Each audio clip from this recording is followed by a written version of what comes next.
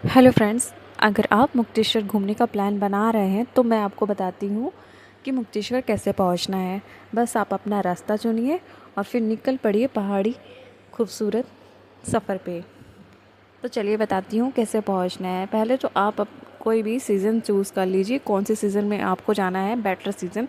और देखिए मैं मई के लास्ट में गई थी, कितना सुंदर व्यू है।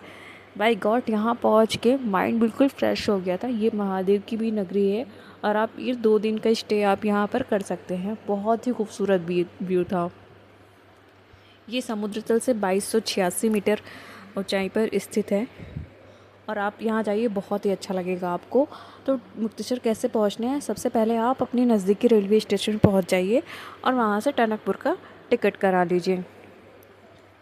ये हम लोग की ट्रेन आई थी 10:30 बजे और फिर दूसरे दिन हम लोगों को 3:30 से 4 के बीच में कि इसने पहुंचा दिया था टनकपुर। रास्ते भी टनकपुर पहुंचने के बहुत खूबसूरत होते हैं। देखिए ये रेलवे स्टेशन हम लोग पहुंच गए हैं टनकपुर के, और फिर टनकपुर से 100 मीटर वॉकिंग डिस्टेंस पे बस स्टैंड है टनकपुर का, जो कि हम लोगों ने 5:30 बजे बस स्टैंड पर पहुंची थी और फिर वहां से हल्द्वानी का बस कर लिया था, जो कि पर पर्सन 100 रुपये लेगा। ये हम लोग 8:30 बजे हल्द्वानी पहुंच गए।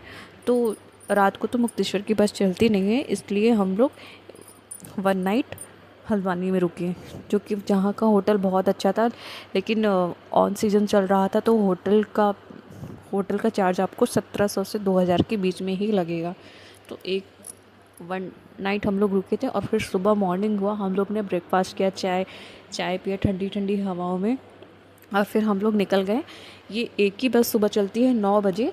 भट्ट बस नाम है इसका, भट्ट करके नाम है बस का, जो कि मुक्तेश्वर के लिए चलती है।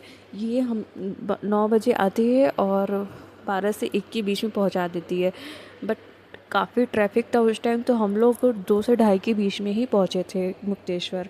इस बस पे हम लोग बैठ जाएंगे। 200 150 से 200 के बीच में इसका चार्जेस है बस का।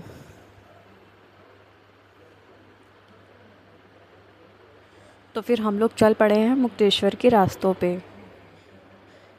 सफ़र करते करते रास्ते भी बहुत खूबसूरत होते हैं और जहाँ पर हम लोग की मंजिल होती है वो तो और खूबसूरत होती है। ये हम लोग भीमताल वाले रास्तों पे आ गए हैं। देखिए कितना अच्छा व्यू है भीमताल के रास्तों का भी। अगर आपको मुक्तेश्वर जाना है तो आप जून से सितंबर 10 सितंबर तक तो जाइए ही मत, क्योंकि उस टाइम बारिश वगैरह होती है, लैंडस्लाइड ज़्यादा होते हैं। कि देखिए ये ट्रैफिक में बस रुकी थी तो वहाँ पर ये नाशपाती का पेड़ है जिसमें नाशपाती लगे हुए थे। ये पहाड़ी नाशपाती है जो कि खाने में बहुत टेस्टी है। मुक्तेश्वर आप जाएंगे तो वहाँ पर बहुत से बागीचे मिल जाएंगे जहाँ पर ये पहाड़ी फ्रूट्स लगे होते हैं, बहुत ही टेस्टी था। आपको भी ट्राई करना चाहिए इसे। ये हम लोग निकल चुके हैं अब, और मुक्तेश्वर में ज़्यादातर होम स्टेज़ मिलेगा। ये देखिए हम लोग पहुंच चुके, कितनी ट्रैफिक है। इतनी ट्रैफिक की वजह से हम लोग 2:30 बजे पहुँचे और हम लोगों को रूम मिला 4:30 बजे के बाद। बहुत ही ढूंढने के बाद ये होम स्टे है, बट मिला तो मुझे बहुत अच्छा लगा, क्योंकि ये पहाड़ी कल्चर प्रेजेंट कर रहा था। यहाँ पर पहाड़ों पर घर ऐसे ही होते हैं। वुडन रूम था, बहुत ही अच्छा था, मुझे तो बहुत ही पसंद आया ये रूम। और आपको चाहे होटल हो या फिर होम स्टे हो, आपको 2500 के ऊपर ही मिलना है रूम। ये देखिए व्यू भी अच्छा है, बट मैं सैड थी कि पहाड़ी माउंटेन व्यू तो नहीं मिल पाया मुझे, क्योंकि मुश्किल से ही रूम मिला, क्योंकि ऑनबिट का टाइम चल रहा था, समर हॉलीडेज थे, तो बहुत ही मुश्किल से मिला। बट थैंक गॉड मिल गया रूम मुझे, और रूम भी बहुत अच्छा था। आपको माउंटेन व्यू नहीं मिलेगा, लेकिन होम स्टे के पीछे एक एक गार्डन टाइप का है, वहाँ पर आप बैठकर चाय कॉफ़ी एंजॉय कर सकते हैं। बिल्कुल माउंटेन व्यू भी है उधर, तो आप यहाँ पर एंजॉय कर सकते हैं मॉर्निंग में, इवनिंग में। मुझे तो बहुत ही अच्छा लगा। देखिए कितना सुंदर व्यू है मुक्तेश्वर का। मैं नेक्स्ट वीडियो में आपको मुक्तेश्वर मंदिर से जाऊँगी, वहाँ का व्यू दिखाऊँगी, बहुत अच्छा लगेगा। और फिर हम लोग शाम को 6 बजे निकल पड़े थे वॉकिंग के लिए। देखिए ये सनसेट व्यू, कितना सुंदर सनसेट व्यू है, जस्ट लाइक पेंटिंग लुक। मैं तो इसकी फ़ैन हो चुकी थी, बहुत ही सुंदर व्यू था सनसेट का। ये देखिए हम लोग वॉक के लिए निकल चुके हैं थोड़ा सा, और मुझे भूख भी लगी थी, तो मैंने मुक्तेश्वर मार्केट जो है, आप जहाँ पर आपका होम स्टे या फिर होटल है, वहाँ से वॉकिंग डिस्टेंस पे ही मुक्तेश्वर का मार्केट है। आप वहाँ पर जाइए, चाय कॉफ़ी पीजिए, नाश्ता वगैरह कीजिए, आपको मिल जाएगा सब। और वहाँ पे जनरल स्टोर वगैरह भी है, और वहाँ पे होम स्टे, होटल और रेस्टोरेंट्स, कैफ़े सब मिलेंगे वहाँ पर। आप जाइए।